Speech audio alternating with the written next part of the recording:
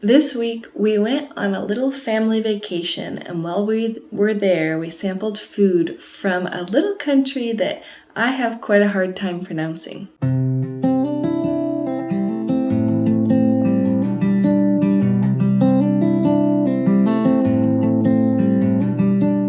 From what I could tell, there are two ways to pronounce it, Uruguay and Uruguay. Uruguay. Hold on, I have to check.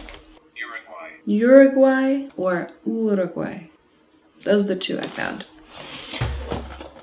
So if you can imagine, I show up to Beaver's Bend in southeastern Oklahoma with no kitchen that I'm familiar with, none of my cooking implements, and a family of 16 people, all Keith's relatives that are hungry and curious to taste this beautiful country. I had quite a challenge because I wanted to appeal to all the different tastes in the group, and I also wanted to make something that was easy enough to deal with while I was on vacation in a strange environment.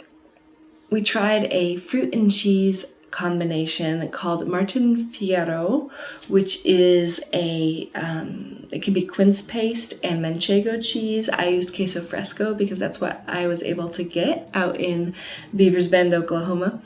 And we stacked it and passed it around, and the kids, it was definitely a no-go. I'm not sure why. I thought it was pretty, but the adults really had a lot of fun trying it. The second thing we tried was the typical Uruguayan hot dog. It's really nothing super duper special except that the hot dog is longer than what you're used to, and it's all about the toppings. A typical Pancho will be topped with anything from corn. One commenter even told us this week that she's seen it with mashed potatoes. I've seen it with melted cheese. And I've also seen it with a condiment called salsa Gulf. It's a combination of ketchup and mayonnaise. So this was a perfect thing for a big group because I could put all the toppings out, let everybody decide what they wanted to try, and make their own meal. The grown-ups had a great time. They put everything on their hot dogs. The kids weren't quite so sure. Ava was definitely bothered by corn on her hot dog, which sort of blew me away because she's tried so many more challenging things on this global table adventure of ours.